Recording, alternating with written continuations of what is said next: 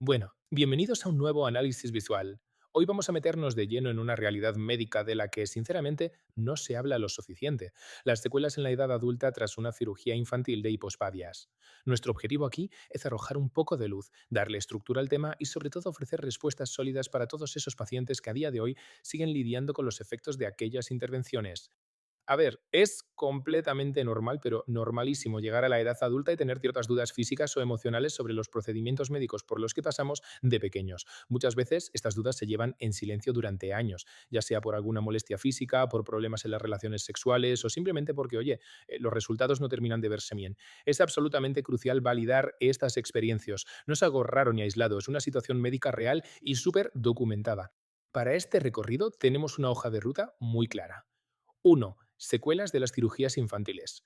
2. El impacto físico y urinario. 3. Tocaremos el tema de la sexualidad, la fertilidad y la genética. 4. Repasaremos el proceso de evaluación médica. Y 5. Hablaremos del inmenso valor que tiene pedir una segunda opinión. Vamos a ello. Empezamos con la sección 1. Secuelas de cirugías infantiles, o sea, los problemas que surgen en la adultez. El hipospadias en adultos no es ningún misterio médico. Tiene unas repercusiones que se entienden perfectamente hoy en día. Y es que el problema no desaparece por arte de magia al soplar las 18 velas. En esta etapa el reto ya no es solo puramente anatómico, sino que afecta literalmente a un montón de aspectos de la vida diaria del paciente. Resulta interesantísimo ver cómo se agrupan los motivos por los que se busca ayuda. Estamos hablando de cosas como, bueno, una insatisfacción general con el resultado estético o funcional que quedó de la niñez. También alteraciones en el chorro al orinar o curvaturas en el pene que pueden llegar a complicar muchísimo la vida íntima. Normalizar esto es el primer gran paso, de verdad, porque forman parte de un patrón clarísimo en la medicina reconstructiva actual. Pasamos a la sección 2: impacto físico y urinario. Vamos a ver los problemas anatómicos y mecánicos más de cerca. Pero antes, para que todos partamos de la misma base, ¿qué es exactamente el hipospadias? Pues bien, básicamente es una anomalía congénita donde el meato uretral, vamos, el orificio por donde sale la orina, está ubicado en la cara inferior del pene en lugar de estar en la punta. Esta pequeña alteración anatómica es el origen de todas esas intervenciones infantiles y, claro, de las posibles complicaciones que aparecen luego. Y aquí es donde la teoría médica choca con el día a día.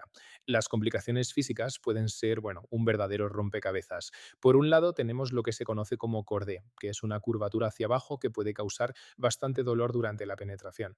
Luego están las fístulas, que son básicamente pequeños conductos extra por donde puede excavarse la orina y que obviamente no deberían estar ahí.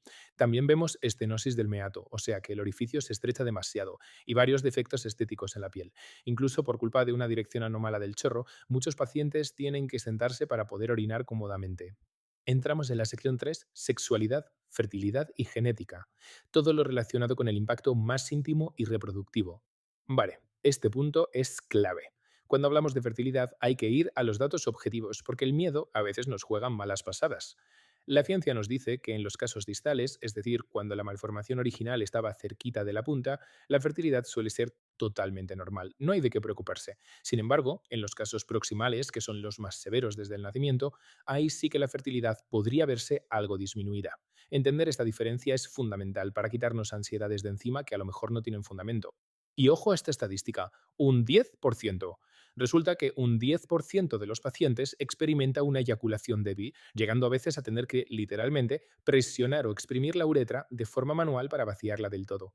Hablar de esto es súper importante porque confirma que es un efecto secundario documentado y totalmente normal dentro de este cuadro, y no un problema personal. Claro, que más allá de lo físico, no podemos pasar por alto la carga emocional, que es un tema muy delicado.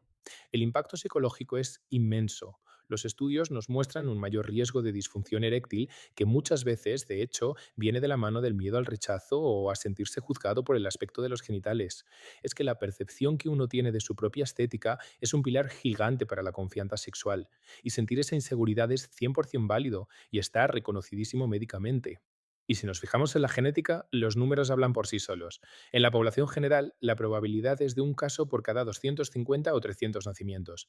Pero atención, si hay un hermano afectado, el riesgo salta a un 10%, y si el afectado es el padre, la probabilidad de heredar la condición llega a un 25%. Poner estos datos sobre la mesa nos ayuda muchísimo a transformar ese miedo a lo desconocido en información clarísima y científica. Vamos a la sección 4: el proceso de evaluación médica, o cómo se hace una valoración a medida. A ver, El método estructurado es absolutamente vital aquí. Cada caso es un mundo, así que el primer paso siempre tiene que ser una historia clínica súper exhaustiva. Hay que repasar con lupa las cirugías pasadas y los síntomas de hoy. El paso 2 es una exploración física al detalle, evaluar la curvatura, las cicatrices, cómo están los tejidos. Y todo este trabajo nos lleva al tercer paso, que es el más importante de todos, la definición objetiva. O sea, identificar con una precisión milimétrica cuál es el verdadero problema de base, antes siquiera de plantear cualquier tipo de intervención. Paremos un segundo aquí, porque quiero recalcar esta frase. Es, de lejos, la idea clínica más importante de toda nuestra explicación. El objetivo no es indicar cirugía de forma automática, sino definir qué problema existe realmente. Ojalá se enmarcara esto en todas las consultas. Esta es exactamente la filosofía que da verdadera seguridad a los pacientes. La medicina de calidad no tiene prisa por meterte en el quirófano. Primero escucha, comprende y diagnostica. Y llegamos a la sección 5, el valor de la segunda opinión. La importancia brutal de tomar decisiones estando bien informados. Buscar una segunda opinión especializada de verdad no significa desconfiar de tu médico de siempre, significa ser proactivo y tomar las riendas de la situación.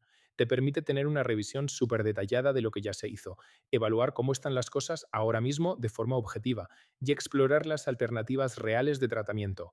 El objetivo final es uno solo, poder tomar una decisión 100% informada y evitar a toda costa pasar por tratamientos quirúrgicos que al final podrían ser totalmente innecesarios.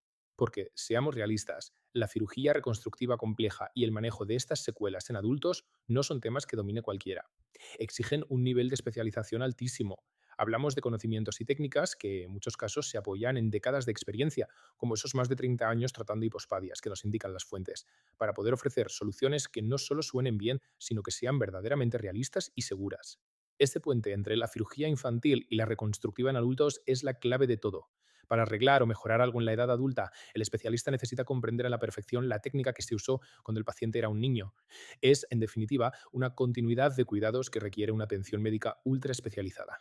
Así que os dejo con una reflexión final que me parece poderosísima. Una decisión informada hoy evita tratamientos innecesarios mañana. Si estas dudas físicas o funcionales de las que hablábamos os acompañan en el día a día, quizás sea el momento perfecto para buscar esa valoración especializada. Al final del día, tener información de calidad y contar con la opinión de verdaderos expertos son las mejores herramientas posibles. Muchísimas gracias por acompañarnos en este recorrido para entender un poquito mejor todo este proceso médico. Nos vemos en el próximo análisis.